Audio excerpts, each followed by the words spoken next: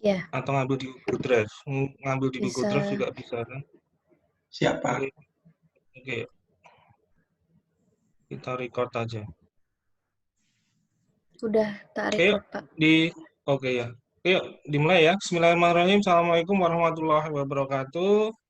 Waalaikumsalam Waalaikumsalam. warahmatullahi wabarakatuh. Oke ya, pagi teman-teman semua. Meskipun ini sudah di Pagi, mute Pak. sama Mbak Helun ya, di mute biar nggak terdistorsi oleh suara-suara dari masing-masing karena banyak kan sampai 40 nanti kalau terdistorsi ada suara ayam, suara burung, suara orang mandi. Samping saya juga ada kos-kosan, mungkin nanti masuk ada suara orang mandi, nggak apa-apa, terpaksa gitu karena tempat saya kan nggak bisa di mute. Senang sekali ketemu teman-teman ini untuk pertama kalinya ya. Jadi kita ketemu di mata kuliah dasar-dasar ilmu pemerintahan. Em, ini pertemuan pertama kita dan kebiasaan saya kalau di kelas saya di pertemuan pertama itu tidak langsung materi, tetapi kita mendiskusikan nanti silabusnya. Kita bikin kontrak gitu ya. Jadi selama 1 semester ini bagaimana sih sistem perkuliahannya, kemudian apa saja sih yang dibahas, terus nanti kriteria penilaiannya seperti apa, tugasnya seperti apa, biar clear di depan gitu ya. Clear di depan, baru nanti kita mulai berproses. Jadi tidak langsung kemudian masuk ke materi, karena kalau langsung masuk ke materi nanti juga teman-teman mungkin dulu ada yang dari jurusan eksak, jadi belum ngerti sama sekali misalnya dengan kajian-kajian sosial. Tetapi kalau yang dulu dari sosial mungkin sudah familiar gitu ya konsep-konsep dasarnya. Jadi gitu, itu argumentasi saya kenapa di hari pertama itu nanti kita tidak langsung masuk ke materi, tapi kita diskusikan dulu. Saya kasih informasi apa sih sebenarnya yang akan kita diskusikan selama 1 semester ini. Oke ya, dan dulu sudah saya sampaikan bahwa di kuliah ini akan ada 2 pengampunya, saya sendiri satu, nanti yang pengampu 2-nya ada Mbak Helen di Taiwan sana gitu ya. Jadi ada 2 pengampu. Alasannya yang pertama karena memang kami berdua sama-sama baru sekolah, jadi membagi waktu nanti eh, apa namanya siapa yang bisa pas ngajar ya dia yang ngisi, tapi sudah kami susun schedule-nya gitu ya. Pertemuan ini siapa yang ngisi, pertemuan ini siapa yang ngisi. Jadi itu alasan pertama. Alasan kedua, backup sih sebenarnya karena saya angkatan tua, gaptek gitu kan, harus di backup sama yang lebih muda, yang lebih ngerti teknologi gitu. Itu argumentasinya kenapa harus dua pengampu gitu ya. Saya nggak mau bilang asisten karena posisinya sekarang sama-sama baru sekolah gitu ya. Mbak Helm dulu memang mahasiswa saya, tapi sekarang kan sudah posisinya sudah sama dengan saya, jadi partner lah lebih tepatnya. Itu. Dan saya ucapkan selamat juga bergabung ke Prodi Ilmu Pemerintahan. Kemarin di Mataf juga mesti sudah disampaikan juga bahwa keseriusan lah yang menjadi poin utama teman-teman sekalian untuk bisa sukses ya nanti, karena sekarang IPUMY tidak bisa dipandang sebelah mata lagi gitu kan. Teman-teman juga bisa lihat di bahan PT posisinya ada di mana, akreditasinya apa. Artinya rumah kita ini sudah uh, verified gitu ya. Jadi memang sudah diakui, jadi tidak bisa dipandang sebelah mata. Dan ini artinya apa ya teman-teman, kalau teman-teman betul-betul serius insya Allah bisa berproses dan kemudian nanti insya Allah juga bisa sukses itu mengikuti. Kalau mau diambil contoh ya yang Mbak Ellen itu aja lah yang bisa dijadikan contoh itu. Itu produk asli IPUMY itu S1-nya IPUMY, S2-nya MIP itu mahasiswa ilmu pemerintahan UMY, kemudian dapat kesempatan S3 di apa Mbak National Chengkyu University. Nyebutnya gimana yang benar? Iya, National Cheng Kung University. Cheng Kung. di Taiwan ya. Artinya eh, dari aspek akademik memang bagus, kemudian secara institusi juga diakui oleh mereka gitu. Nah, ini loh yang saya ingin tekankan teman-teman bahwa berproses dengan serius itu menjadi salah satu jalan untuk nanti membuka pintu kesuksesan. Oke, apa Mbak Ellen coba cerita sedikit pengalaman dulu berproses seperti apa di IPUMY biar teman-teman juga tercerahkan gitu loh bahwa masuk di IPUMY ini bukan jurusan yang main-main gitu. Iya. Jadi mungkin kalau dulu saya kan dari IPA ya, mungkin di sini teman-teman ada juga yang dari IPA terus ngerasa salah jurusan gitu kan. Dulu saya juga sempat ngalamin itu. Jadi ngalamin fase yang saya emang bisa apa di ilmu sosial gitu, tapi karena sudah niat, sudah masuk di ilmu pemerintahan ya sudah jalani gitu. Nah, pesan saya ya kalau teman-teman karena sudah nyebur ya, artinya kan sudah memilih, jadi kalau diseriusin insya Allah akan jadi yang baik juga gitu. Saya angkatan 2013, kemudian saya alhamdulillah lulus itu 3 tahun 2 bulan karena selesainya di Februari 2017 waktu itu.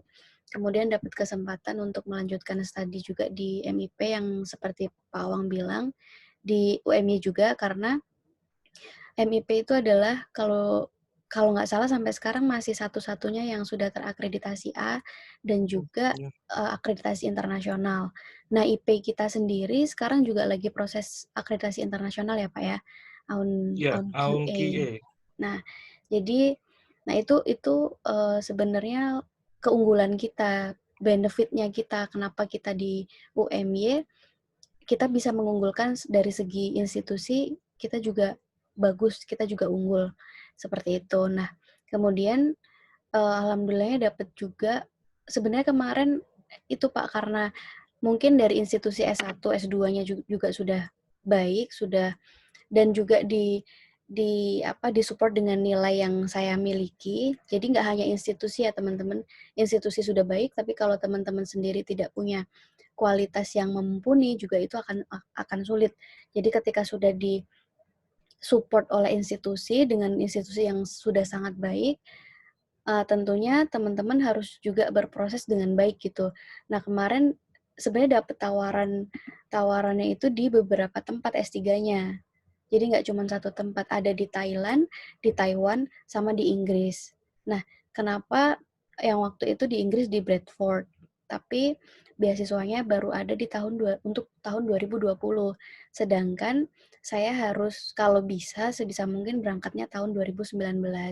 Nah, jadi kita tuh malah malah ditawari beberapa universitas gitu loh di luar negeri. Nah, itu keuntungan kita. Nah, mungkin teman-teman yang mau melanjutkan S2-nya juga kita juga banyak kerjasama di luar negeri. Kalau nanti mau lanjut S2 atau S3, insya Allah kalau teman-teman konsisten, teman-teman mau berusaha ya pasti dapat gitu. S2 Oke, saya 1 tahun 8 bulan. oke. Tuh, jadi nggak Yang ada terbaik yang ya, Mbak. over. Iya, Pak. Oke, gitu ya, teman-teman. Jadi, ya, tahun depan kita ini borang akreditasi internasionalnya baru disusun. Saya salah satu timnya juga. Insya Allah tahun depan kita ajukan dan semoga langsung segera divisitasi dan bisa lolos gitu ya untuk akreditasi internasional biar posisi IPWMJ semakin ada di posisi yang lebih baik lagi gitu.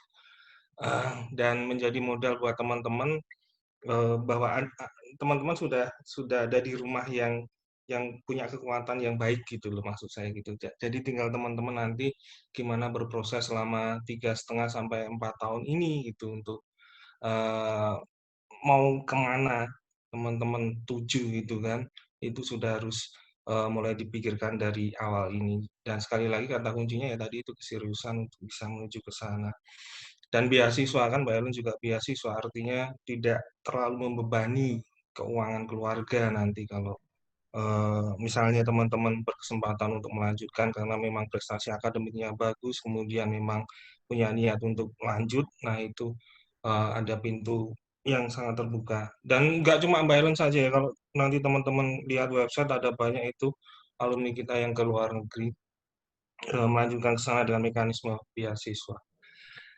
Gitu, gitu ya. Tapi pesan saya ke Mbak Ellen, jangan lupa cari jodoh, jangan sekolah terus itu ya Mbak ya. On the way, Pak. Oh, oke, good. Jadi jangan lupa siapa tahu dapat orang Taiwan juga. Nggak tahu. Saya nggak tahu Taiwan ya. Saya tahu cuma Meteor Garden di Taiwan itu sudah kelihatan tua banget oh saya. Gitu. Satu-satu yang saya tahu cuma Meteor Garden di Taiwan itu. Oke, yuk. Kita masuk ke diskusi gitu ya. Jadi sekali lagi ini mata kuliah pengantar dan eh, artinya nanti materi yang kita diskusikan selama 16 pertemuan, jadi nanti kita 16 kali pertemuan ya, ada 16 kali pertemuan itu terbagi dengan mekanisme kuliah daring dan luring, daring ya online, kemudian luring ya nanti pertemuan di kelas ya, tapi sangat tentatif itu. Bisa dilakukan, bukan merupakan sebuah kewajiban kalau memang teman-teman tidak berkenan dan orang tua teman-teman juga tidak mengizinkan gitu ya, karena untuk kuliah offline di kelas nanti harus ada surat izin dari orang tua ya, bukan ibu kos, bukan bapak kos ya, tapi orang tua yang memang mengizinkan kalian untuk kuliah offline. Jadi nanti kalau lihat mekanismenya dari universitas itu di bulan pertama 1 bulan ini kan online, nanti bulan kedua itu offline, bulan ketiganya online lagi, bulan keempatnya offline lagi gitu ya. Jadi selang-seling. Jadi setiap bulan selang-seling seperti itu. Itu tadi artinya teman-teman tolong nanti bisa minta apa ya izin orang tua terlebih dahulu kalau memang ingin kuliah offline. Oke, yuk. Jadi sebagai mata kuliah pengantar, tentu saja ini akan menjadi sangat penting untuk nanti teman-teman masuk ke mata kuliah lanjutan. Jadi ini pintu masuknya gitu ya. Jadi mengantarkan teman-teman nanti untuk masuk ke mata kuliah yang lain. Jadi ada materi di dasar-dasar ilmu pemerintahan ini yang nanti akan didalami di mata kuliah lanjutan yang lainnya. Jadi dengan kata lain sebenarnya ketika teman-teman berhasil mendapatkan nilai yang baik, kemudian menguasai materi, berproses dengan baik, itu artinya adalah ada modal besar buat kalian untuk masuk nanti ikut mata kuliah lanjutan di semester 2, 3, dan seterusnya. Jadi ini mengantarkan teman-teman untuk mendalami materi-materi di mata kuliah lanjutan. Karena sekali lagi ini adalah mata kuliah dasar, berarti materinya nanti lebih banyak ke pengenalan gitu ya, lebih banyak ke pengenalan.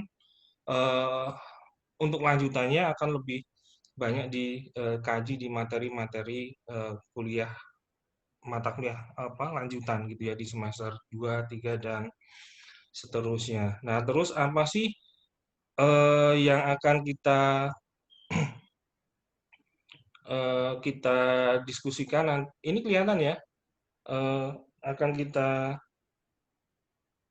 kita diskusikan nanti di apa namanya di 1 semester ini gitu. Jadi ini kok nggak mau ya. Jadi ini yang pegang kamu ya Mbak ya. Bentar kok Ini, nggak mau Pak. ya. Oke ya, ke pengantar ya Mbak. Itu udah mau, Pak. Oh iya.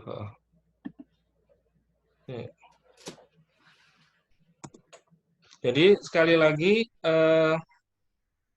ini nanti materinya bisa teman-teman download di MyClass atau kita link ke YouTube juga bisa nanti. Jadi untuk kuliah online-nya kita tidak terus-menerus pakai Zoom seperti ini, teman-teman. Karena pertimbangannya adalah satu, masalah kuota yang nanti akan teman-teman hadapi itu.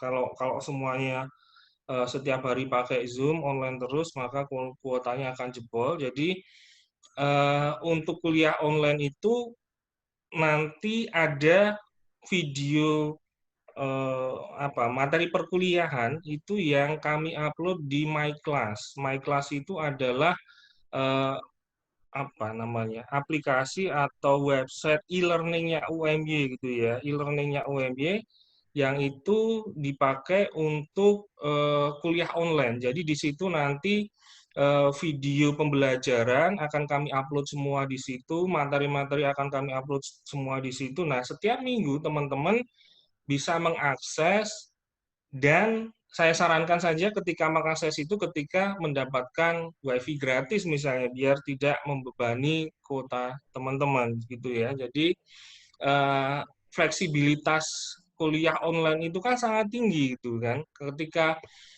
ada akses WiFi gratis, manfaatkan itu untuk mengakses gitu ya, untuk mendownload materi yang ada itu. Itu ya, jadi seperti itu. Artinya apa?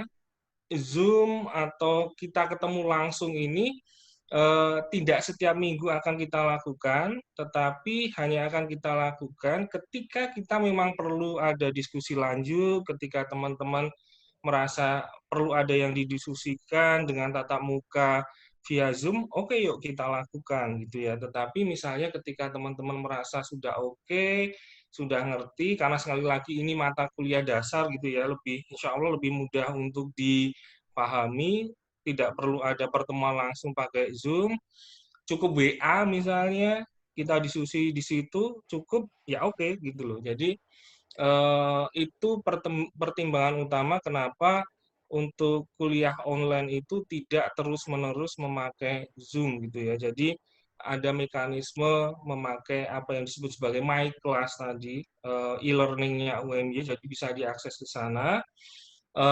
Saya akan pastikan dulu teman-teman sudah terregistrasi di sana. Minggu lalu sudah saya minta sih bahwa untuk semester 1 harusnya minggu ini sudah terregistrasi semua dan bisa mengakses itu gitu. Nah, persoalannya cara mengaksesnya. Mbak Helen bisa ngajari nggak, Mbak? Biasanya Atau gimana? pakai ini. Coba saya share screen ya, Pak ya. Hmm. Sebentar.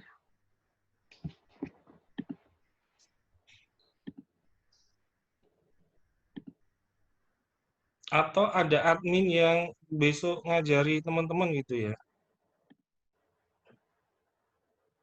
Ini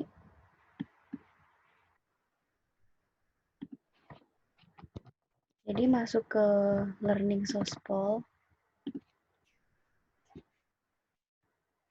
Nah, ini myclass.umy.ac.id. Nah, Oke, ini, Mbak. Atau minggu depan sesi tutorial aja, Mbak. oh boleh Pak. Oh ya, biar mereka sudah terregistrasi dulu, biar bisa buka langsung gitu loh. Jadi kita pastikan minggu ini semua teman-teman itu sudah terregistrasi, sudah diregistrasi sama Prodi gitu ya. Ketika sudah diregistrasi, jadi besok ketika tutorial itu bisa langsung sekaligus nyoba gitu loh, biar ngerti itu. Gitu aja ya, atau bikin video tutorial juga bisa sih, nanti kita share gitu ya. Jadi Boleh. kita bikin tutorial gimana sih cara mengaksesnya, nanti kita share biar teman-teman juga bisa belajar mandiri. Oke, ada banyak cara untuk bisa mempelajari itu. Yang penting adalah saya mau pastikan Prodi sudah meregistrasi teman-teman untuk bisa mengakses MyClass itu dulu minggu ini. Karena kalau belum terregistrasi nggak bisa mengakses, jadi nggak bisa latihan juga. Biasanya untuk Gitu awal ya, itu jadi username sama password sama. Jadi kalau mungkin ada yang mau sama nyoba NIM-nya. sendiri, jadi username-nya NIM 2020 berapa, terus passwordnya juga itu. Nanti bisa diganti. Ketika login pertama kan nanti diminta ganti password gitu. Oke, atau nanti di grup WA Mbak, coba di langkah step-stepnya gitu ya, coba dikasih tahu biar sekaligus teman-teman ini nyoba. Oke, jadi itu teman-teman ada 16 kali pertemuan nanti ya. Tadi selang-seling, tetapi sekali lagi bulan ini kita online lewat mekanisme My Class gitu ya. Dan juga ditambah WA atau Zoom nanti kalau memang dibutuhkan. Kemudian nanti bulan Oktober November kita offline, tetapi catatannya adalah offline itu seizin orang tua teman-teman. Jadi harus ada surat izin dari orang tua untuk bisa ikut kuliah online. Dan kuliah online-nya juga bergantian ya. Artinya satu kelas itu nanti cuma untuk 20 orang saja. Jadi misalnya ini kan masih tentatif juga ya. Ini mulai pertemuan ke-6 kita offline besok. Jadi 20 orang pertama yang sudah offline di pertemuan ke-6, nanti pertemuan ke-7 jangan ikut offline lagi, gantian dia yang online. Jadi gantian ya. Misalnya presensi 1 sampai 20 itu pertemuan ke-6. Nanti presensi 21 sampai 43 itu online di pertemuan ke-6. Pertemuan ke-7 sebaliknya. Presensi 1 sampai 20 itu online, presensi 21 sampai 43 gantian yang offline masuk di kelas. Tetapi sekali lagi butuh izin orang tua, mengingat masa pandemi seperti sekarang ini ya, meskipun protokol kesehatan sudah diberlakukan di UMY, tetapi izin atau restu dari orang tua itu menjadi sangat penting gitu ya. Itu tolong betul catatan buat teman-teman yang menginginkan ikut kuliah offline, tolong izin dari orang tua itu didapatkan terlebih dahulu. Jadi gonta-ganti gitu, apa namanya, materinya. Dan catatan penting juga bahwa kuliah offline di kelas itu bukan sebuah keharusan. Artinya apa? Kalau memang teman-teman tidak berkenan untuk kuliah offline, inginnya online terus, no problem, gitu, nggak masalah. Jadi bukan menjadi sebuah kewajiban, karena mengingat masa pandemi seperti ini. Apalagi orang tua tidak mengizinkan, jangan dipaksakan untuk ikut kelas offline. Jadi eh, meskipun online, sekali lagi video pembelajarannya akan kami upload di My Class. Jadi tetap bisa mengikuti proses pembelajaran lewat mekanisme online, lewat My Class. Bisa diakses kapan saja gitu ya. Jadi itu opsinya. Jadi selama 16 kali pertemuan, sekali lagi rencananya adalah selang-seling gitu kan, sebulan ini online, sebulan lagi offline, sebulan lagi online, nanti offline lagi. Tapi tentatif karena masa pandemi. Bisa jadi kita online terus karena situasi yang tidak memungkinkan, atau justru sebaliknya karena obat sudah didapatkan kita bisa offline terus insya Allah. Karena saya lebih suka offline sebenarnya, chemistry-nya itu bisa dapat kalau kalau offline gitu loh. Tapi ya karena pandemi ini gitu kan, kalau saya uh nggak gimana gitu kalau nggak offline itu sebenarnya. Tapi ya ya sudah, karena masa pandemi harus ada keterbatasan-keterbatasan tertentu yang harus kita taati gitu ya. Jadi itu persoalannya. Oke, yuk. Terus apa sih kira-kira yang akan kita diskusikan itu, nanti bisa di-download juga ini di My Class gitu ya. Yang versi lengkapnya. Ini versi pendek sekali ini. Yang versi lebih panjang ada di My Class, itu lebih detail, nanti bisa di-download di sana, tapi mau saya pastikan sudah terregistrasi dulu teman-teman. Eh itu materi-materi utamanya tentang konsep dasar ilmu pemerintahan, bentuk struktur pemerintahan, fungsi pemerintahan, nanti kita diskusi negara, birokrasi, governance, tata kelola pemerintahan ya. Kita kemudian diskusi tentang dinamika penyelenggaraan pemerintahan di Indonesia, dan juga perbandingan tentu saja dengan negara lain, karena Mbak Helen punya pengalaman di luar negeri, nanti bisa menceritakan bagaimana pemerintahan di Taiwan dan negara-negara lainnya. Kemudian masuk ke risk governance, ini lebih ke implementatif ya. Risk governance itu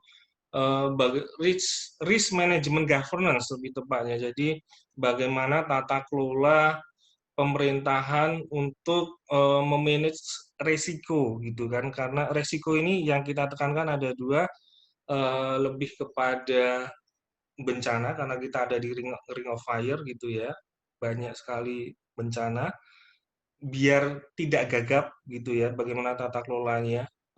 Kemudian tentu saja yang paling baru adalah tata kelola di masa pandemi seperti ini gitu, karena terkesan bahwa pemerintah kita kemudian tidak siap bagaimana mengelola pemerintahan di masa pandemi seperti ini. Jadi coba kita diskusikan meskipun ini pengantar ya, karena besok ada mata kuliah lagi tata kelola apa Mbak? Tata kelola bencana ya. Iya, tata kelola bencana ada, Tata kelola bencana, tata terus kelola perkotaan, tata kelola nah desa itu masuk di situ dibagi-bagi. nanti. Jadi terus ada green governance juga. Ini isu lingkungan teman-teman, lebih ke isu lingkungan karena sekarang kan isu-isu lingkungan menjadi poin penting gitu ya, terkait masa depan kita, kerusakan lingkungan, ekologi. Jadi kita ngomong tentang ekologi pemerintahan, mengantar ke mata kuliah ekologi pemerintahan kita, nanti ada mata kuliah ekologi pemerintahan. Nah, itu maksud saya teman-teman. Jadi ini sebagai mata kuliah pengantar untuk mengantarkan ke mata kuliah lainnya nanti. Itu secara garis besar 16 kali pertemuan, terus 2 kali ujian pertemuan ke-8 sama 16. Nanti bisa dilihat ya di pertemuan ke-8 itu ujian tengah semester, pertemuan ke-16 itu ujian akhir semester. Itu ujiannya. Terus penugasan lainnya ada mini task itu teman-teman ngasih komen pendek, nanti kan di My Class ada forum diskusi gitu ya. Ketika nanti kami lempar sebuah isu atau sebuah tema dan teman-teman mengomentari itu, nah itu menjadi salah satu poin penilaiannya. Jadi ada mini task gitu ya, tugas kecil, komen lebih panjang komen kalian di Instagram atau di Facebook lah. Silahkan komen pendek, tetapi itu the point, itu sudah sebagai bentuk bahwa teman-teman concern atau memang fokus terhadap tema perkuliahan itu loh. Itu ya, ngerti ya, tugasnya kecil, itu lebih pendek dari komen kalian di Instagram, Twitter, atau Facebook. Oke, dan ada satu tugas lagi, apa kemarin Mbak Helen, yang tugas kelompok itu? Ya, jadi ada satu tugas kelompok lagi nanti di pertemuan ke yang bahas good governance. Jadi nanti akan ada artikel dari kami, satu kelompok nanti terdiri dari bisa 4 sampai 5 orang. Kemudian nanti akan mencoba mereview satu artikel saja, kemudian nanti step-nya atau apanya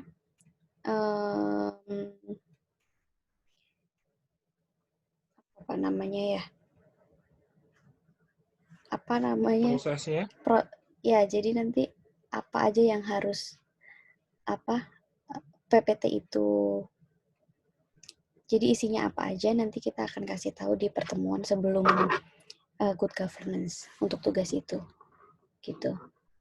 How many page, kemudian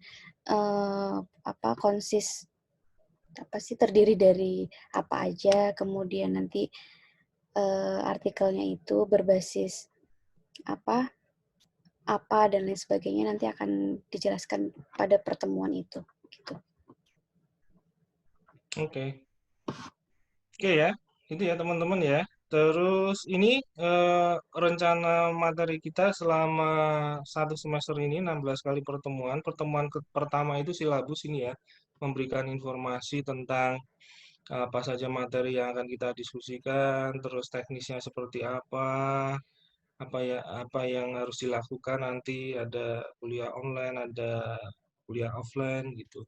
Nah, minggu depan itu kita diskusi tentang konsep dasar ilmu pemerintahannya gitu ya. Jadi kita diskusi apa sih sebenarnya ilmu pemerintahan itu, ruang lingkupnya seperti apa, kemudian posisi dia di hadapan ilmu-ilmu yang lainnya itu ada di mana, kemudian kita coba pahami eh, bahwa sebenarnya ilmu pemerintahan itu mengkaji tentang apa saja, itu yang akan kita diskusikan di pertemuan kedua nanti. Terus pertemuan ketiga dan keempat kita akan diskusi tentang bentuk, sistem, dan fungsi pemerintahan. Ini teoritis dan praksisnya gitu ya. Jadi kita diskusikan secara teoritis seperti ini, bentuk, fungsi, sama sistem pemerintahan. Tetapi prakteknya ada nggak nanti modifikasi di dalamnya? Di negara kita betul tidak mengikuti konsep yang ada di teori, ataukah ada penyelewengan-penyelewengan tertentu misalnya yang itu tidak ada di teori misalnya, dan kita bandingkan dengan negara yang lainnya nanti. Jadi seperti itu. Pertemuan ketiga, keempat itu kita membandingkan antara konsep konsepnya seperti apa dan prakteknya itu seperti apa. Jadi kita ngerti nanti. Jadi nggak match-nya negara kita itu ada di mana sih gitu loh. Jadi akan ketahuan nanti dari aspek ilmu pemerintahan dan seharusnya itu dibenerin gitu ya. Jadi mulai belajar kritis terhadap pemerintahan kita. Oke, itu pertemuan ketiga dan keempat. Terus pertemuan kelima ada negara dan pemerintahan. Pak Helen nanti yang isi ya Mbak ini ya.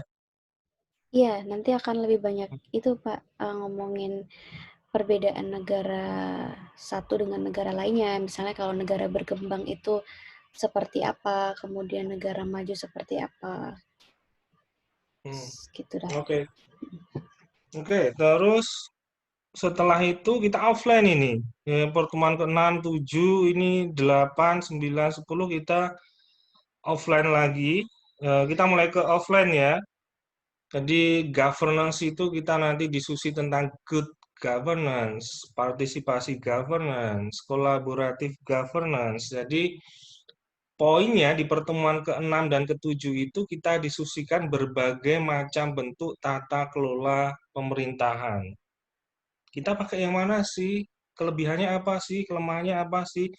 Negara lain pakai apa sih? Kelebihannya apa? Kelemahannya apa? Biar kita ngerti gitu ya. Sekaligus ini menjadi modal buat teman-teman ketika besok masuk kerja di pemerintahan, ngerti apa yang harus dilakukan. Kita tata kelola pemerintahnya pakai yang mana sih? Secara teoritis. Tapi prakteknya sesuai nggak sih? Gitu. Ngerti ya? Maksudnya seperti itu nanti yang pertemuan ke-6 dan ke-7. Nah, pertemuan ke-8 itu kita ada uji kompetensi tengah semester. Ini offline ya, offline. Jadi nanti gantian misalnya 1 jam pertama itu untuk presensi 1 sampai 20. Nanti 1 jam yang kedua itu untuk presensi berapa? 21 sampai 43. Jadi eh, apa namanya? Untuk uji kompetensi kan eh, kita coba offline. Dan Kalau sifatnya tertutup. tertutup dan kalau diizinkan oleh orang tua ya. Jadi kalau nggak diizinkan ya nanti ada mekanisme yang online yang tentu saja berbeda tipe soalnya gitu kan. Kalau sama dengan yang offline nanti sudah bocor lebih dahulu gitu kan. Jadi yang offline dan ujian online, yang memilih ujian online tentu tentu berbeda nanti apa namanya tipe soalnya. Meskipun substansinya sama, cuma sudut sudut analisanya itu yang berbeda nanti. Kalau yang tertutup jelas nanti akan lebih banyak ke teoritisnya, sedikit analisa, tetapi kalau yang online, mengingat ada banyak keterbatasan di ujian online, ya nanti lebih banyak ke analisanya dan lebih sedikit ke teoritisnya. Jadi ada beda sudut sudut analisanya nanti. Oke, itu. sampai 10 ya ngomong birokrasi, ngomong pemerintahan ya jelas harus ngomong birokrasi karena sebagai mesinnya pemerintahan itu ya birokrasi itu gitu kan. Jadi nanti kita ngomong bagaimana sih pengelolaan birokrasi di negara kita gitu ya. Sebagai mesinnya pemerintahan. Birokrasi itu PNS salah satunya gitu. Terus 11, 12, 13, 14 itu lebih ke online ini kalau lihat dari daftarnya itu lebih ke online ini. Eh, jadi ngomong tentang dinamika pemerintahan nanti, bagaimana sih dinamika pemerintahan di negara kita? Ada sentralisasi, ada desentralisasi, bagaimana tarik ulurnya, kemudian bagaimana kepentingan itu bermain di dua sistem pemerintahan itu, gitu. Jadi kita diskusikan itu nanti. Kemudian risk management governance 13-14 itu yang saya sampaikan tadi bagaimana tata memanage resiko gitu ya. Jadi tata kelola dalam memanage resiko. Masa pandemi bisa terkait bencana juga. Terus pertemuan ke-15 ada green governance dan terakhir uji kompetensi akhir semester. Jadi seperti itu teman-teman. Nah, di uji kompetensi tengah semester nanti yang diujikan itu pertemuan kedua sampai pertemuan ketujuh, itu ya. Sekali lagi, uji kompetensi tengah semester itu yang diujikan adalah pertemuan kedua sampai pertemuan ketujuh. Sementara untuk uji kompetensi akhir semester yang diujikan adalah pertemuan ke-9 sampai pertemuan ke-15. Jadi seperti itu pembagiannya. Terus kalau yang tadi makalah yang disampaikan Mbak Helen itu, ya nanti tergantung temanya yang dipilih, lebih ke governance. Dan terakhir yang mini task yang ngasih komen di My Class itu ya setiap minggu nanti pancing gitu ya. Silahkan kalau mau berkomentar pendek atau sekedar say hello atau apapun itu ya. Tapi yang dapat nilai ya yang sesuai dengan konteks gitu ya. Gitu, jadi cuma ringan-ringan saja kalau yang tiap minggu itu hanya sekedar membaca atau melihat materi yang ada itu sudah sebagai bentuk partisipasi.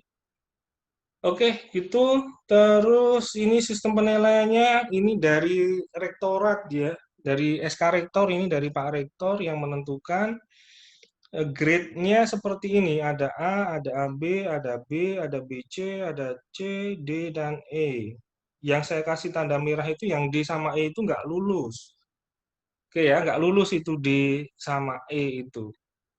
Yang dikatakan lulus ya yang A sampai C, tetapi ya tentu saja kalau bisa itu ya A. Kan 80, insya Allah tidak susah itu 80.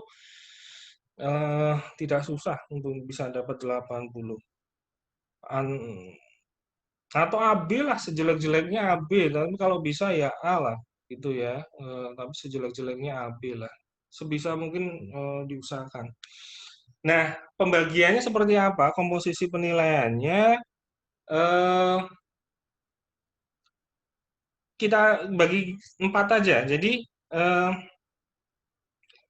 uji kompetensi tengah semester itu 30%. Uji kompetensi akhir semester itu 30%.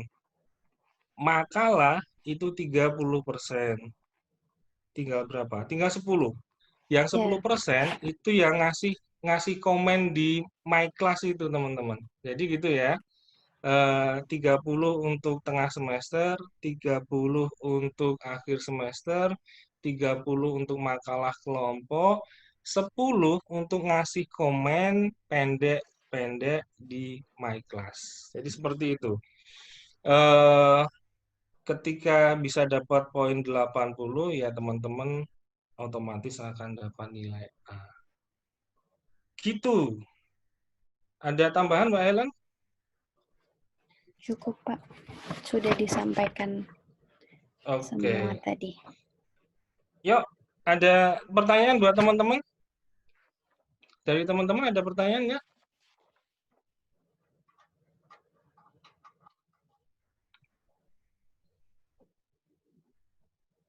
Nggak ada? Mohon maaf Pak, itu untuk Yuk. apa namanya? Untuk referensinya itu bisa dari buku atau yang di-download di My Class tadi ya Pak ya? Nah, Untuk semua referensinya. materi nanti akan kami sampaikan di My Class, Mas Miftah, Siap. Miftah dulu ya. Miftah. Nggak lengkap Oke. soalnya di Miftah. sini. Itu semua materi nanti akan kami sediakan di My Class, Mas. Jadi nggak usah repot-repot. Jadi bentuknya bisa nanti bagian dari e-book atau buku elektronik ya, bisa dari jurnal atau referensi lainnya. Itu akan kami sediakan setiap minggu. Jadi akan ada update materi terus setiap minggu di My Class itu. Jadi bisa di-download di sana semua materinya. Siap Pak, terima kasih Pak. Oke. Ada lagi? Saya Pak. Yuk, Mbak Tias. Pak, saya mau tanya itu yang pas memberikan komennya itu nanti boleh dikasih tutorialnya nggak? Iya, nanti ada tutorialnya. Gitu ya Mbak Ellen ya? Ya, nanti habis ini insya Allah saya akan memberikan tutorial websitenya apa, kemudian cara masuknya gimana, kemudian upload tugas gimana, kemudian nanti komen gimana, dan lain sebagainya. Insya Allah nanti minggu ini saya akan upload. Gitu. Ya, baik. Terima kasih.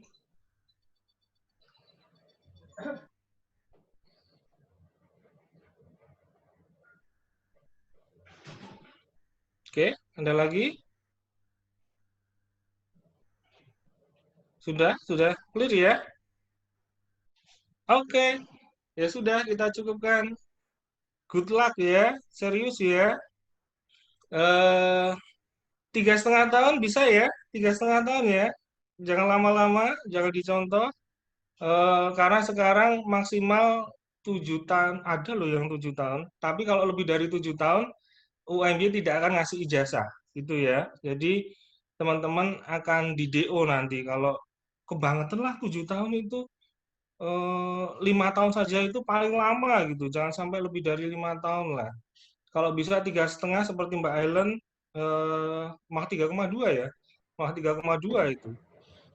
Bisa lah. Dulu IP kamu berapa Mbak? Ya. 3,9, Pak. Nah, 3,90 gitu ya. Itu B-nya berapa itu? B-nya cuma 1 mungkin atau 2 gitu. Maksud saya Kayaknya seperti gitu. itu loh. Kalau kayak maksud saya sudah ada rumah yang bagus. Teman-teman sudah masuk di rumah itu. Mbok iya serius gitu loh. Itu ya, ngomong semester 1. Karena saya coba mau ngontrol lah besok ya. Coba saya pengen dekat dengan teman-teman. Cobalah besok saya kok berpikir karena ini online ya, karena online saya akan coba mungkin gitu ya setiap minggu saya akan japri 5 orang di antara kalian. Nanti ada kesulitan apa enggak, ada persoalan apa gitu. Karena kan kalau mekanisme online seperti ini harus dipastikan apa namanya clear betul, ngerti betul dengan apa yang didiskusikan. Coba semoga terrealisasi itu. Jadi atau teman-teman yang aktif ke saya gitu ya. Jadi tolong aktif ke saya, kan nomornya sudah tahu toh. Nanti langsung japri saja ke saya. Jangan lewat grup, kalau lewat grup nanti ketahuan apa yang kita diskusikan kan. Siapa tahu teman-teman butuh privasi gitu ya. Karena kan punya persoalan sendiri-sendiri gitu loh. Jadi japri saja ke saya nanti ada persoalan apa sih. Jadi gitu. Lebih enak gitu sih kalian yang aktif saja gitu ya. Karena kalau saya nanti yang aktif ke kalian siapa tahu nggak pas momennya gitu kan. Oke, gitu. Mungkin tambahan dikit. Oh iya. Dapat nilai A itu nggak sulit kalau misalnya memang dosen itu nggak akan ngasih nilai yang jelek-jelek banget kalau emang anaknya nggak badung-badung banget gitu. Jadi misalnya kalau teman-teman yang penting on time, jangan banyak alasan, Pak saya belum ngumpul karena kemarin. Kalau memang alasannya itu bisa diterima ya oke, tapi kalau misalnya banyak alasan, kok ini anak tiap hari alasan gitu, nah itu kan dipertanyakan. Jadi selagi teman-teman itu mengikuti alur yang sudah disepakati, kan ini kita tadi ada kesepakatan kelas ya, dan udah ada beberapa pertanyaan juga, jadi ya udah ikutin aja gitu. Dan dosen itu nggak akan tega ngasih nilai C gitu kan, atau bahkan D kalau memang itu nggak bandel-bandel banget anaknya.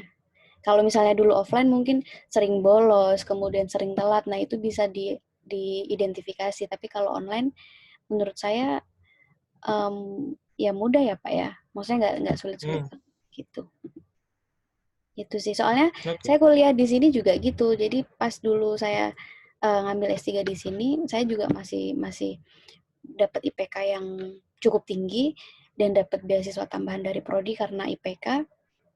Yaitu harus ngikutin alur, kemudian apa yang diminta dosen kalau bisa juga kita penuhi dengan baik gitu. Itu sih.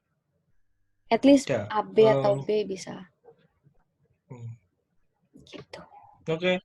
Ya, info saja Mbak Helen itu mahasiswa terbaik angkatan dia itu di Cengku itu.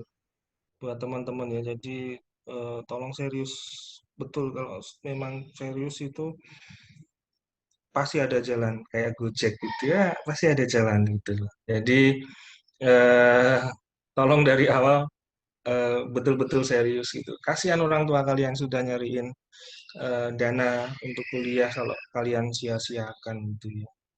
Gitu ya. Dan nanti yang S2, S3 kan bisa mekanisme beasiswa. Kalau di S1 masih dibiayai orang tua. Dan di tengah jalan pun ada beasiswa. Dengan catatan IPK kalian memang bagus gitu kan. Di atas 3,25 paling tidak gitu ya. Jadi usahakan nilai itu A atau AB gitu.